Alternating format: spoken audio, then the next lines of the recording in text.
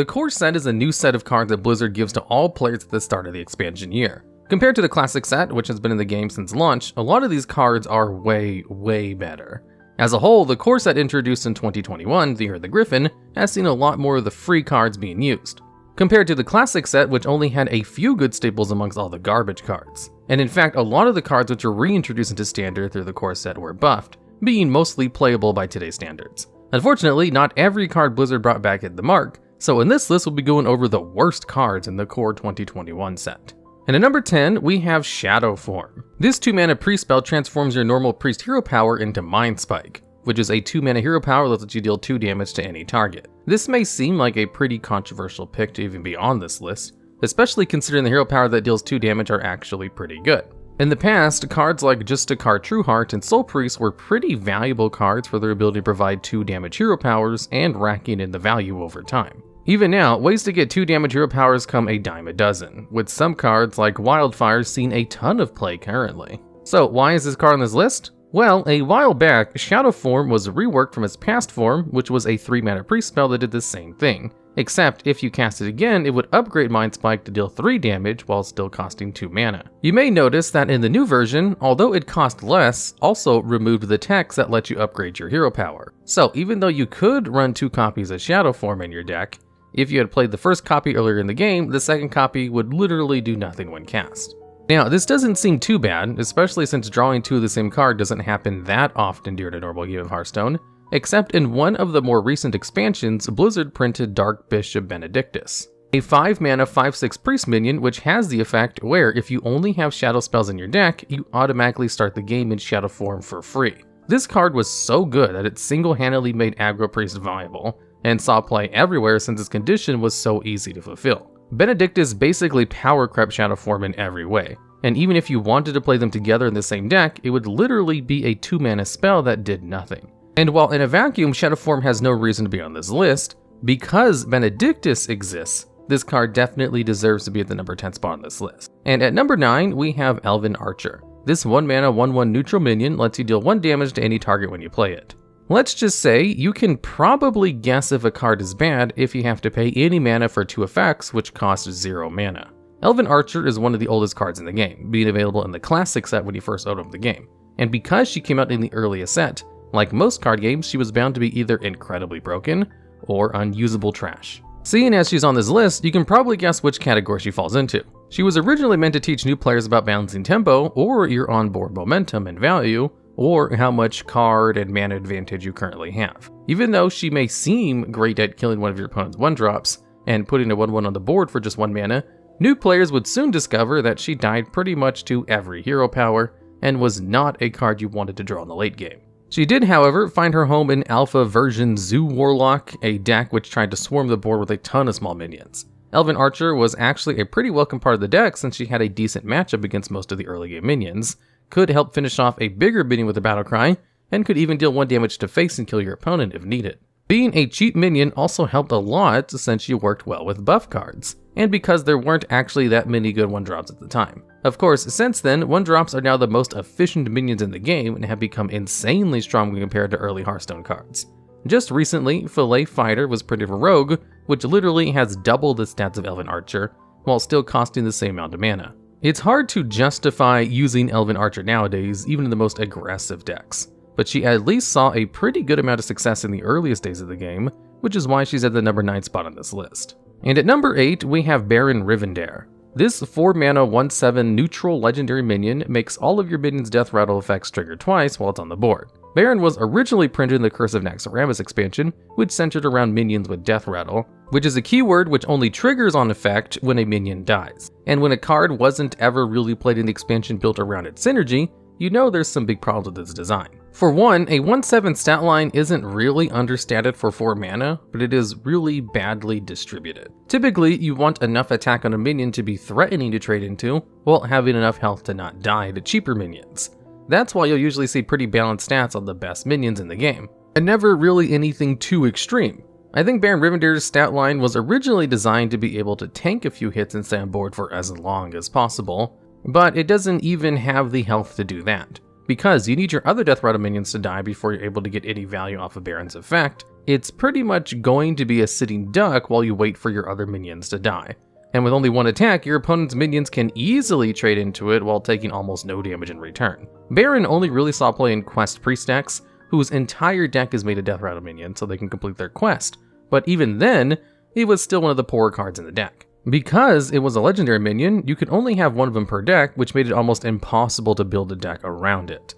Even Death Rattle Demon Hunter, which literally had Baron's effect in its name, still didn't want to use it because it was too slow. Baron could have been so much more than it currently is, and Blizzard proved it by printing a spin-off of him, which saw more play than Baron could have ever dreamed of. And at number 7, we have Humongous Razorleaf. This neutral 3-mana 4/8 minion has the effect where it can't attack. Okay, if you spent any amount of time playing other card games, you probably guessed there are some ways to take advantage of this card, even if it's completely useless on its own. After all, this card has the stats comparable to a 6-drop, saving you 3 mana if you just wanted its stats.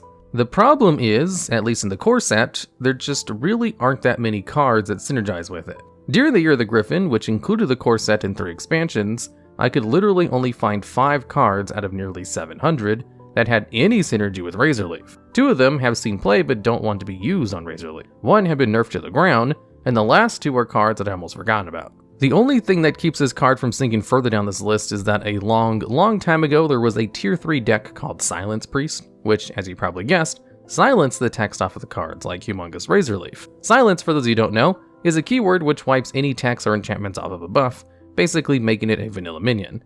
And because it wiped any text off, silencing your can't attack minions made it so they could attack. Again, this deck was really not that good because despite putting out huge minions early, the silence keyword is generally really expensive and requires you to invest at least 2 cards into each of your big minions. Even if you want to see how well Silence Priest could compete against other bad decks in Wild, there still really aren't enough support cards to make a full silence deck. That said, at least Razorleaf has seen any amount of competitive play, which is more than the rest of the cards on this list can say. And at number 6, we have Snap Freeze. This 1-mana mage spell lets you freeze a minion, which is a keyword which prevents a minion from attacking for 1 turn, or if it's already frozen, then it destroys it instead. This card is basically like if Freezing Potion and Shatter had a baby. Unfortunately, that still wasn't enough to keep it off this list. Snap Freeze is on this list pretty much only because of its situational uses off of random mage effects. In the Year of the Gryphon, it was only one of 3 mage spells that could actually freeze minions, and of them was the cheapest targetable one. So if you were in a really tight pinch and you had to stall for 1 more turn, you can get it off of a card like Ruined Orb and freeze one of your opponent's threats. Unfortunately, if we are comparing to other cards that were also in rotation with Snap Freeze, Flurry is almost always just a better and wider freeze effect, while Shattering Blast can just destroy every frozen minion. In fact, Warden Dawngrass can basically just cast Snapped on all of your opponent's minions, while still giving you a 3/3. And yes, dealing 4 damage isn't as good as destroying a minion, but Varden was played in almost every single mage deck for her ability to freeze the board. This list of better freeze cards goes on in Wild, with Ray of Frost giving you 2 spells for 1, Glacier Racer also giving you a 1/3, and Frost Nova being the gold standard for stalling. And as mentioned, Snap Freeze is really only on here because it synergizes well with Mana Cyclone, Flamewaker, and Evocation as another cheap spell that won't clog up your hand when being generated. And at number 5, we have Focused Will. This 1-mana pre-spell lets you silence a minion and give it +3 health. This is another one of those cards that no one ever plays, but can come in clutch when you desperately need an answer. I decided to give Focused Will its own spot on this list instead of lumping it with Humongous Razorleaf, because as far as I'm aware, Focused Will has seen no competitive play as of yet. The gimmick behind this card is that since you can target any minion with it, you can use it to silence an enemy minion but to give it +3 health, or give one of your own minions +3 health but silence it. It's a creative idea for a card. Unfortunately, it's too weak at both of its jobs and it's just completely outclassed. In reality, you're almost always going to use Focused Will for its ability to silence an enemy minion, since silencing your own minions to give it a +3 health really should be valued at about 0 mana. So when you do use it to silence one of your opponent's threats, you're just making the enemy minion harder to kill. And it's not like silence as an offensive tool is completely useless. In fact, it was so oppressive for a while that they had to rotate a lot of them out. The ability to silence so often made buff decks nearly unplayable and taunt minions against aggro decks useless. Even in the same year, better silence options completely outclassed it, with a better Spellbreaker being printed for all classes. I could see this card being played more than the rest of this list if a cheap silence is really needed again in Standard. But for now, Focus Will is definitely one of the worst cards in the 2021 core set. And at number 4, we have Toxicologist. This neutral 2-mana 2/2 gives your weapon +1 attack when you play it.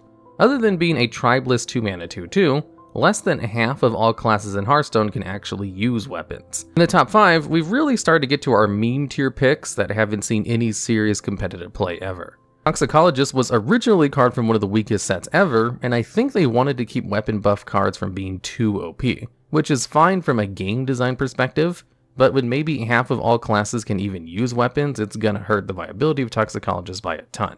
Weapons, for those of you who don't know, are a special type of card in Hearthstone which lets you equip it to your hero as an attack buff, but loses durability each time you attack. In the past, weapons have been some of the strongest cards in the game, since they can very often go 2-for-1 in card advantage or push for a ton of damage for their mana cost.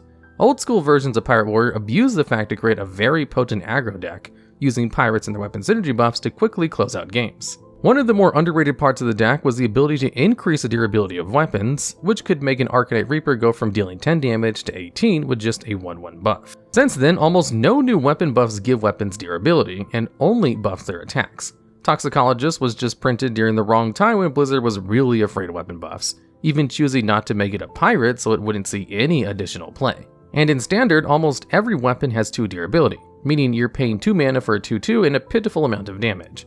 That being said, I could see this card being played again if Kingsbane ever made it back to the core set, or if it were made into Pirate. But other than that, Toxicologist deserves to be the bottom half of this list for its pitiful effect. And at number 3, we have King Mukla. This 3-mana 5/5 legendary beast adds 2 bananas to your opponent's hand, which are 1-mana spells that give a minion +1/+1. Mukla is another one of the infamously useless classics at legendary minions that you absolutely dreaded unpacking. Even in Arena, where the game is at the weakest state with no deck synergies, Mukla still manages to be one of the worst cards in the format. At first, Mukla may not seem that bad. After all, if your opponent's board is empty and you play King Mukla, you're going to have to deal with a 3-mana 5/5 somehow. The issue is, if your opponent has any board presence, they can easily use the bananas to buff their own minions and trade over Mukla.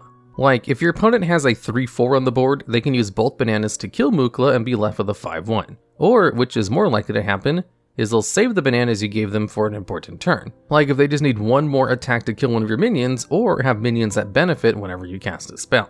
The only use I've ever seen Mukla have was in a meme deck that somehow managed to copy-use Battlecry multiple times to fill their opponent's hand with bananas, and make them overdraw cards. But since the maximum hand size is 10 and your opponent can easily play all the bananas from their hand in one turn, this strategy really only is able to burn a couple of cards per game. And yes, with Shudderwalk, a card which repeats all Battlecry effects you play that game, it is pretty easy to set up the combo where you repeat the Battlecries infinitely, but at that point, why not use a less convoluted combo to win the game with? And at number 2, we have Ice Rager. This is a neutral 3-mana 5/2 minion that has the effect where, well, that's it. Ice Rager is in a long line of other Rager cards that were cousins to the original Magma Rager, an infamously terrible 3-mana 5/1 minion. You see, at 1 health, this paper-weak minion dies if it gets sneezed at wrong. That's why in the Grand Tournament expansion, Blizzard decided to print a Rager with double the health, and it still saw no play.